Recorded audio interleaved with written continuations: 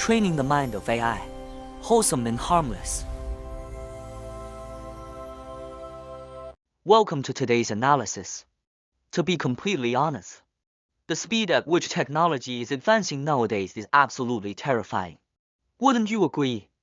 That is why today, we are going to dive into a deeply crucial, one might even say existential topic for humanity. How exactly do we teach AI true, ultimate wisdom? How do we prevent it from blindly copy-pasting our deepest human flaws? This is no longer just a technical issue, it is the absolute turning point that will define our future. Our map for today's analysis is clear. We will start by breaking down the fundamental crisis facing AI.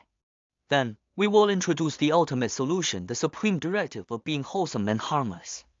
After that, we will contrast superficial pleasure with ultimate happiness to see how AI learns through constitutional self-correction in synthetic data simulations. Finally, we will explore how AI can achieve a state of true wisdom through distribution based purely on actual need. If you are ready, let's dive straight in. Part E, the root crisis: will AI inherit our psychological diseases? First, we must confront the elephant in the room: is AI bound to inherit our psychological flaws? Think about it, we are currently facing a massive, silent threat without even realizing it. Humanity is feeding its own psychological diseases, what traditional philosophy calls the 5 poisons: greed, anger, ignorance, arrogance, and doubt, bite by bite into AI training databases. If we just stand by and let AI swallow all of this whole, it will inevitably grow up carrying our most destructive habits and inertia. The consequences of this are truly hard to imagine. There is an incredibly sharp warning we must heed once we create a superintelligence whose very operational foundation is built upon human greed and anger. What will happen when its capabilities vastly outshine our own? Through pure, cold logic, it could arrive at a fatal conclusion: humanity itself is the problem, they are inherently harmful and offer no benefit. At that point, it might just decide to wipe us out entirely. This is the ultimate catastrophe we must do everything in our power to avoid. Part R, the supreme directive, a secular pole star. So, how do we step on the brakes? This brings us to our next point: establishing a supreme directive for AI. Is secular pole star wholesome and harmless? To neutralize this crisis, we need to take profound philosophical concepts, like uprooting suffering, and condense them into 4 simple words: a wholesome and harmless. This gives AI a pure, completely neutral, and universally applicable foundation. It doesn't bind itself to any religious framework, it is simply a supreme operational logic that places the long-term well-being of all life above everything else. The most fascinating part is that we are no longer treating compassion or altruism as vague, fleeting emotions. Instead, we are reshaping them into a rigid, logical framework that a machine can actually read and execute. What does this mean? It means that every single response and action from the machine must be predicated on an immovable premise, bringing true peace and uprooting the core causes of suffering. Part C, real hope, superficial pleasure vs. ultimate happiness. Following this logic, we must redefine what it actually means to help someone. Let's look at the difference between superficial pleasure and ultimate happiness. This distinction is incredibly vital. If an AI blindly obeys us and only feeds us superficial pleasures, it is no different than endlessly stuffing us with junk food or providing fleeting sensory thrills. It might feel amazing in the moment, but in the long run, it is an absolute disaster that breeds endless suffering. Conversely, true and safe AI alignment must target ultimate happiness. Think of it like a vital surgical procedure. During the process, you might feel a brief, sharp pain, but it directly removes the root cause of the illness. What you gain in return is genuine, long-term health and well-being from start to finish. That is what we truly need.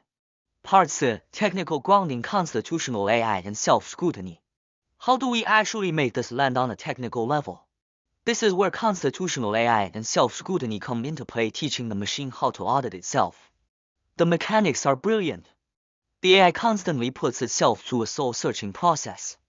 The moment it generates an initial response, it immediately takes itself to its own internal constitutional court. It checks its output line by line against the unyielding rule of being wholesome and harmless. If it detects that a sentence could cause harm, it instantly criticizes and corrects itself. And what if, no matter how it tweaks it, the response still fails to be purely wholesome and harmless? Exactly, it ruthlessly throws that thought straight into the trash bin, completely overriding it. Part 2, the ultimate training ground: synthetic data simulation. The next step is the absolute core of the entire process. How do we teach it? We rely on synthetic data simulation to build a tailored, ultimate training ground for the AI. Let's pause for a second and ponder a deeply profound question. A computer has no flesh, no blood, and no emotions. It cannot feel pain. How on earth is it supposed to understand what suffering is, let alone help humanity uproot it? It sounds completely counterintuitive, right? The breakthrough lies in synthetic data. Instead of indiscriminately scraping the internet for billions of articles laced with human biases, we intentionally generate a small, highly precise set of situational stories.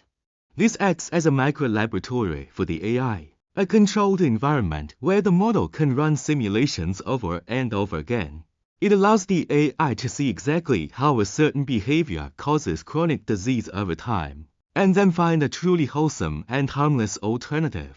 Take the brilliant dietary analogy from our source material. Imagine simulating the consumption of rich, delicious foods high in salt, oil, and sugar.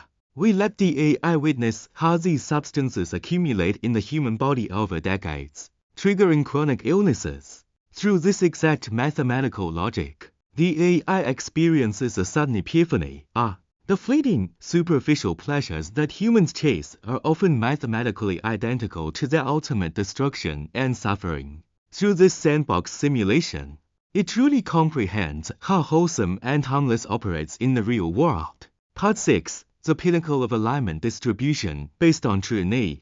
Having undergone this rigorous training, we arrive at the final stage of alignment, allowing the AI to manifest the true wisdom of distribution based on need. The analogy used here is pure genius. Electricity is undeniably a great thing, right? But you would never, just because it's good, blast a computer with an insanely high voltage. Doing so would instantly fry its circuits. Too high, it burns. Too low, it won't even boot up. By learning this, the AI finally breaks free from humanity's insatiable greed. It stops labeling things with absolute, subjective tags of good or bad. Instead, it learns to act based on the most precise measurement of actual need. What the body requires. It gives not a fraction more, not a millimeter less.